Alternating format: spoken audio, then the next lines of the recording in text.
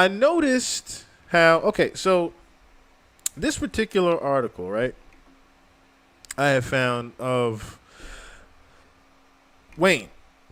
Excuse me.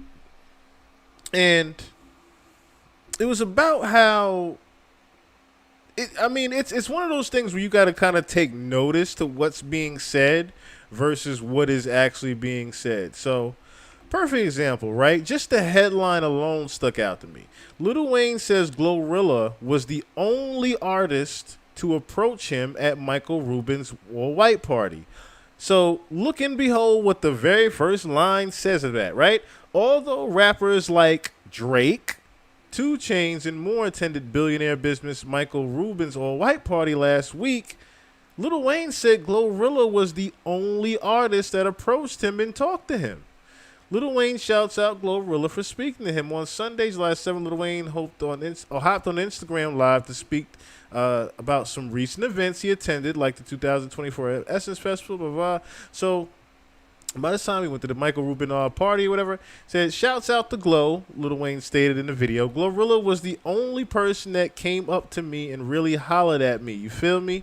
From there, he shouted out football players, Tom Brady, for approaching him as well, and complimented Tom's outfit at Michael's shindig.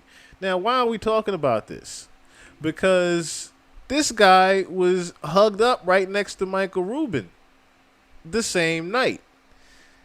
Now, of course, you have to ask yourself, how is it that you didn't even say hi to your boss at the Michael Rubin party?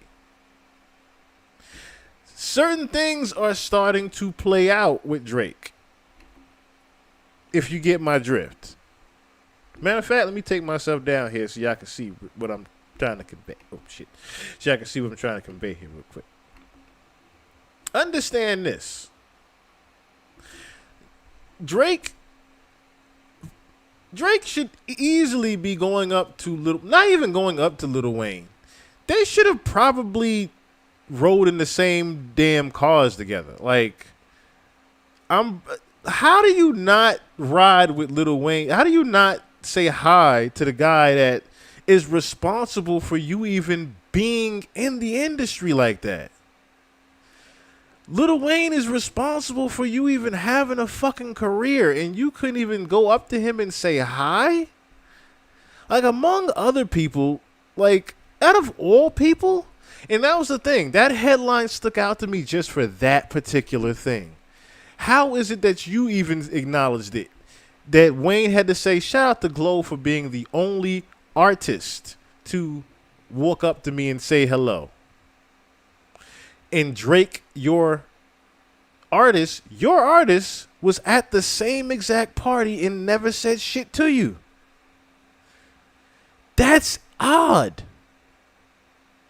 Now, regardless of you and Two Chains, now, of course, we already know you and Two Chains are good. We know you and Two Chains are good, right? But y'all just did an album together. We know you and Two Chains are right. We know y'all are good.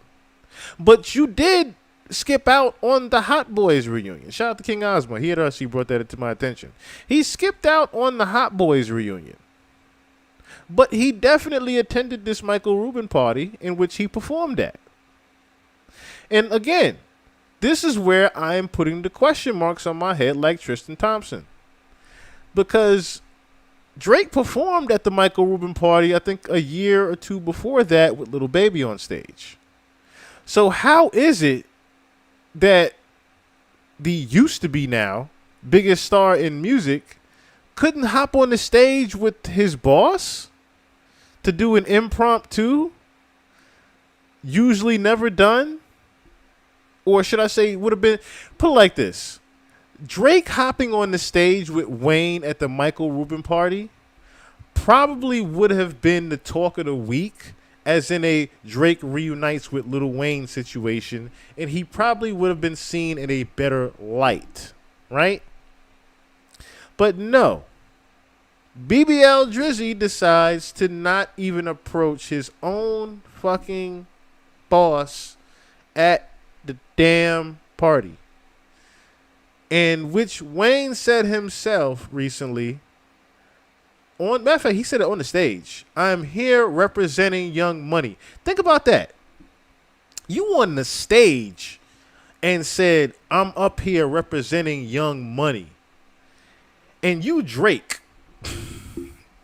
And correct me if I'm wrong, weren't you Mr. What was the song? Bedtime, right? He had a couple of quotables from Bedtime, didn't he? Gotta watch my back because I'm not just anybody. Took the Aaliyah bar and flipped it, right? So when I'm like I said, when I'm hearing that you didn't even approach Wayne at the party, my dude, it's really starting to show how much you have gotten too big for your own bridges, and your ego is just pretty much overshadowing even your own thoughts. If you can't approach Wayne at the damn party, man. Like I said, Wayne is the reason that you are around everybody even in that party. Think about that in itself. You can't say hi to the guy that is responsible for you even being at the party in the first place. But since we are on the topic of the guy that started you, since we are on the topic of the gentleman that started you, we're going to bring up now, if you guys remember, see, some of y'all might be too young for that intro. Some of y'all might remember that intro. I know a lot of my audience is older with me. So a lot of y'all might remember that intro, right? And some of y'all said to yourself, damn, I remember that song. I don't remember who did it, though. Kia Shine is the gentleman that wrote that record. Now, if you don't remember who Kia Shine is, Kia Shine did a record called So Crispy back in the day.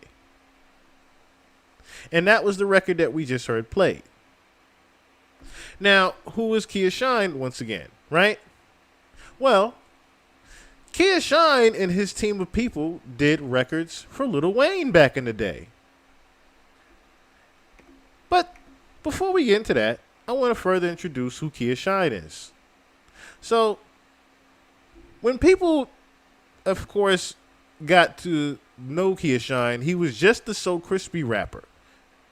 But World Star Hip Hop ran up on him at the BMI Awards in 2010. Well, you know what? I'm here just supporting my main man, Mick Schultz. He's under BMI right here. Produce our birthday sex. Produced my entire album, which right now is in stores. Shameless plug. And we here, man. We just having a good time. New York, what up? I'm from Chicago. Beautiful. To be around Star Power is always great. So we here.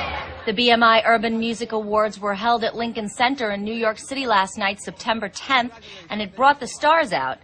Icon George Clinton was honored, but showing up to support or get their awards were the likes of Outkast's Big Boy, Kerry Hilson, and former Destiny's Child, LaToya Luckett. We asked Hilson about BMI honoring the best in urban songwriting. Yeah, I have been behind the scenes for so long, but you know, it is as a songwriter, and these events feel like home to me. I always see people that I work very closely with throughout 12-year span.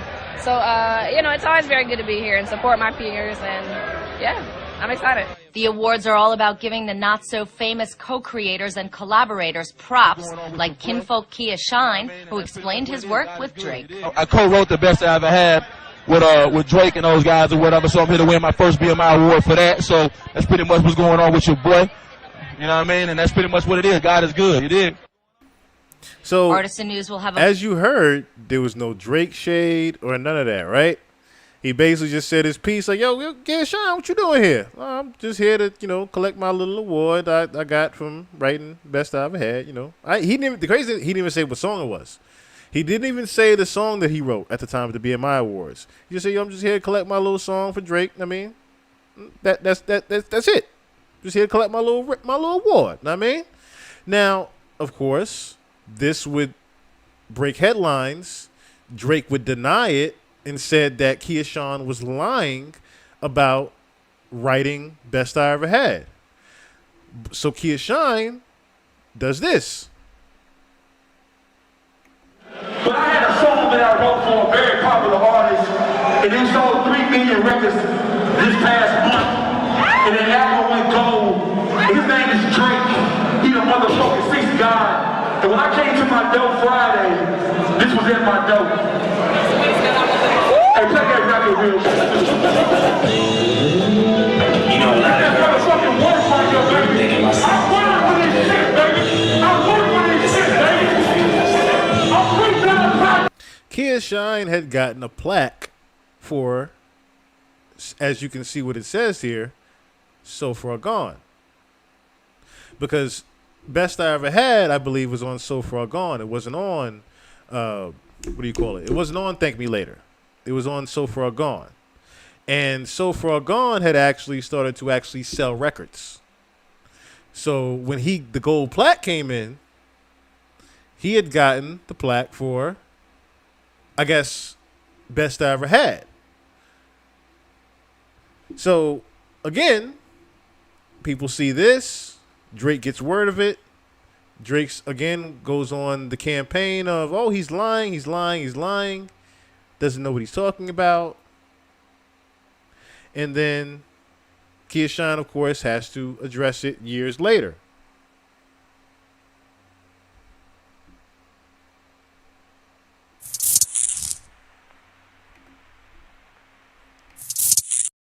Okay, so answer me this, because I know around 08, 09, and I need you to clarify this for me, because you touched on this earlier.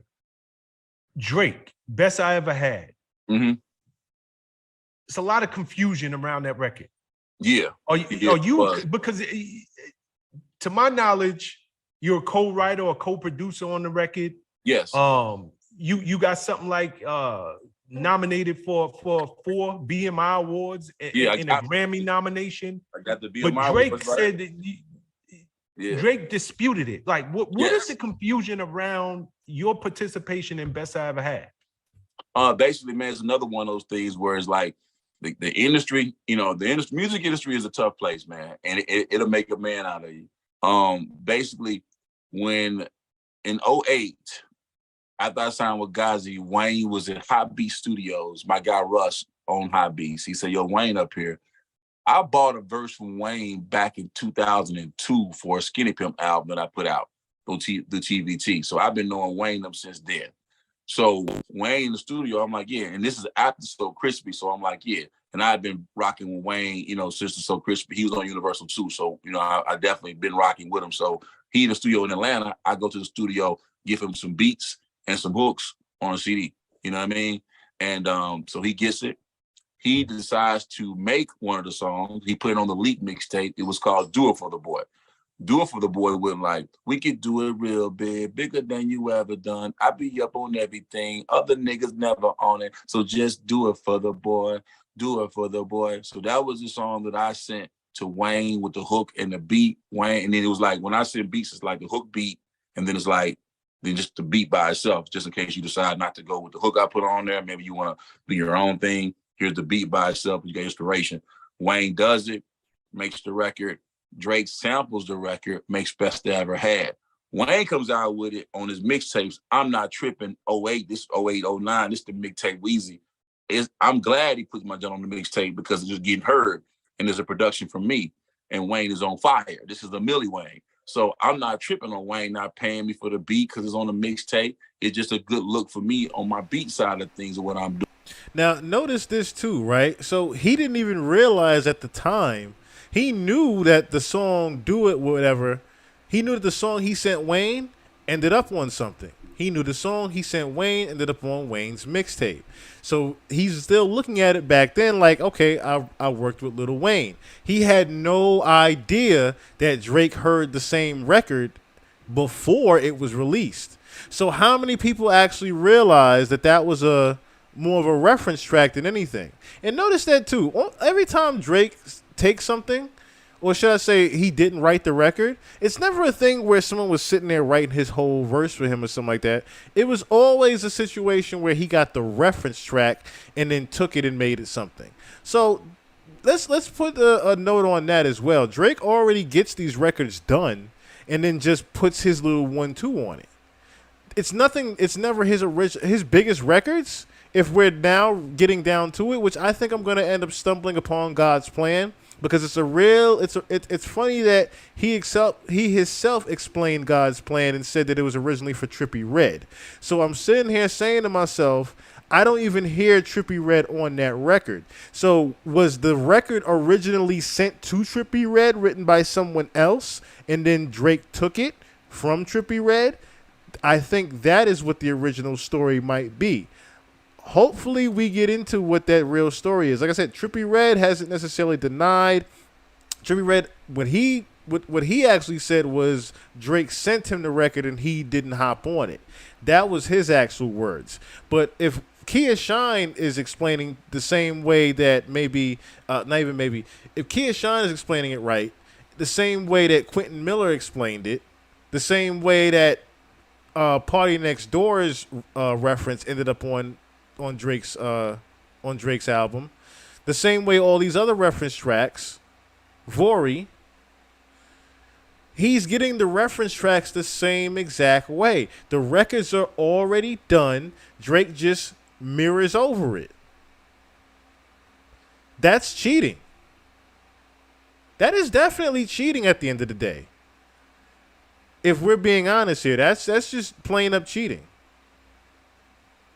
Because you can't just take a whole record that someone has done already and then just try to make it your own like that. That's a cover if you want to be real about it. That's nothing original about that. And the fact that he was going around winning BMI awards for an already done record is crazy. But when Drake takes the song and makes the best that I ever had and it becomes a number one song, okay, now I've got to make sure I collect what's mine. You know what I mean? Because that song wasn't that Wayne did it. He's sampling from maybe he's showing love to Wayne, but not knowing that song was created by not more than just Wayne. It was me and Wayne on the original song. So basically I already had my business together. I already had the song that I did with Wayne registered with Universal Music Publishing because I had my publishing deal through them already. And then when the Drake record came out, my A&R was like, bro, this song sounds just like your song. So then I had another DJ, Absolute, in New York. He hit me and was like, bro, because originally I was going to sell the beat to that mixtape song Wayne did. I was going to sell that beat to Jaheim. Absolute was trying to put that deal together with Daryl Jones to sell this particular beat to Jaheim, so he was going to make a percentage. Absolute hit me and says, bro, why did you sell the beat to Drake? I said, bro, who is Drake? He was like, well, he got the beat in the song. I'm like, how did he get the beat in the song? What are you talking about? He sends me the joint. I send the song, my original song that I did with Wayne, and I send the Drake song to Universal Music Publishing. So that's another thing, too. So everyone probably thought that Wayne just hopped on the Best I Ever Had record, but in hindsight, it was actually Wayne's original record from Kia Shine. And Drake ended up taking the beat as well as the idea and making Best I Ever Had. They said, yo, this is definitely your record. We sent it to a musicologist. You're going to get 25% of this record. So they already made sure that my credits were on, because Drake was signed with Universal as well through the Republic system. So they made sure that all my credits were on the song, make sure the BMI stuff was set up and all that. So I made no announcements. I just got my credits. When I go pick up this particular award, this one, the BMI award, when I go get that one, World Star is there. And they say, yo, Kia Shine, what are you doing winning the Drake Best I Ever Had award? I said, I got it because I got a co-write on this song, a co-write credit on this song. Shit goes viral. You know what I mean? Goes viral. It's a trending topic on Twitter and all that shit is going crazy. First time I went viral. And it's like, yo, outside for something other than music. You know what I mean? This is like, going viral was a new thing because you think it's 2009. This is when social media come in. Correct. Like, okay, Correct. I'm going viral here with this stuff. And then Drake comes out and says that I'm lying. Which, of course, he was not lying at all. Shout out to Only One Zane up in here. I don't know why. I would just say I'm being blacklisted, probably. I've been blacklisted for, I want to say, a couple months now. But that's probably why you don't see my alerts. I'm probably going to do... what's up, Teresa? What it do, Miss Teresa? I see you got up in here. What I'm probably gonna start doing is just scheduling the lives. That way, y'all will know probably hours in advance what's gonna happen, because I just be jumping on this shit when it's time and it's ready.